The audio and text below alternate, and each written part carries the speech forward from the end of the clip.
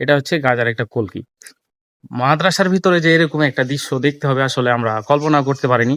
আমাদের বাংলাদেশে সব শিক্ষা প্রতিষ্ঠানের উন্নতি হলেও কিছু অবহেলিত শিক্ষা প্রতিষ্ঠান রয়ে গেছে, যেগুলো আপনাদের চোখের সামনে পড়েনি। তো আমি আজকে এমন একটি শিক্ষা প্রতিষ্ঠান আপনাদের মাঝে তুলে ধরার জন্য চলে এসেছি।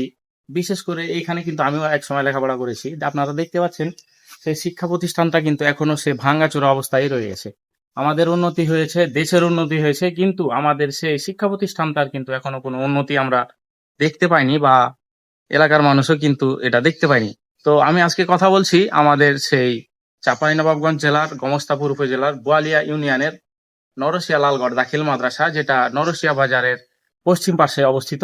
1987 সালের প্রথম যাত্রা কিন্তু এখান থেকে শুরু হয়েছিল, কিন্তু এখন পর্যন্ত কিন্তু তেমন কোনো বিল্ডিং এই প্রতিষ্ঠানে কিন্তু নাই। এটা কিন্তু একটা মাদ্রাসা, আপনারা দেখতেই পাচ্ছেন। কিন্তু মাদ্রাসা থাকা সত্ত্বেও কিন্তু সেইখানে কিন্তু কোনো পাঁচতলা বা সাততলা ধরনের কোনো বিল্ডিং নাই, ভালো কোনো টিচার নাই। টিচার যদি থাকে তারা কিন্তু এই ভাঙাচুরো মাদ্রাসার মতোই কিন্তু তারা ওই ভাঙাচুরো ভাবেই কিন্তু চলে যাচ্ছে।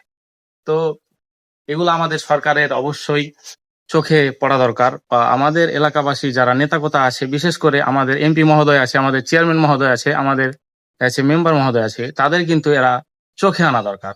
তাহলেই কিন্তু আমাদের দেশের বা আমাদের এলাকার বা আমাদের জেলার উপজেলার কিন্তু উন্নতি হবে। তো এটা একটি মাদ্রাসা, কিন্তু মাদ্রাসার কোনো শৃঙ্খলা কিন্তু আপনাদের চোখে পড়বে না। আপনারা যদি সাইড একটু দেখেন, যদি ভালো একটা বিল্ডিং থাকতো তাহলে কিন্তু এই অবস্থা হতো না।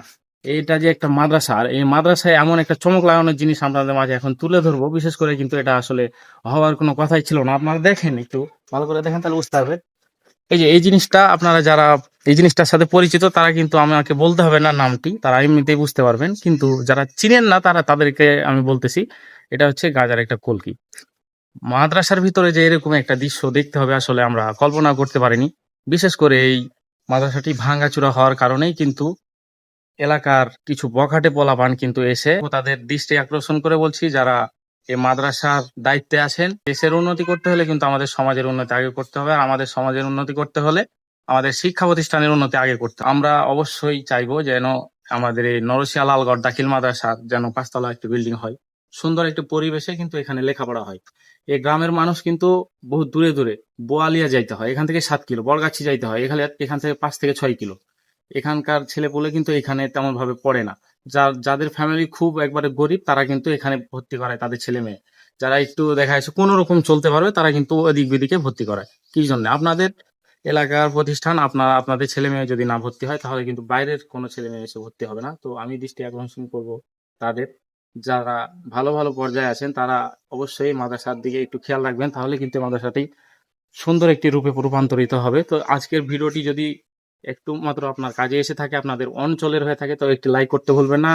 আমার কথা যদি কোনো ভুল ভ্রান্তি থাকে অবশ্যই ক্ষমা দৃষ্টিতে দেখবেন। ধন্যবাদ। আসসালামু আলাইকুম।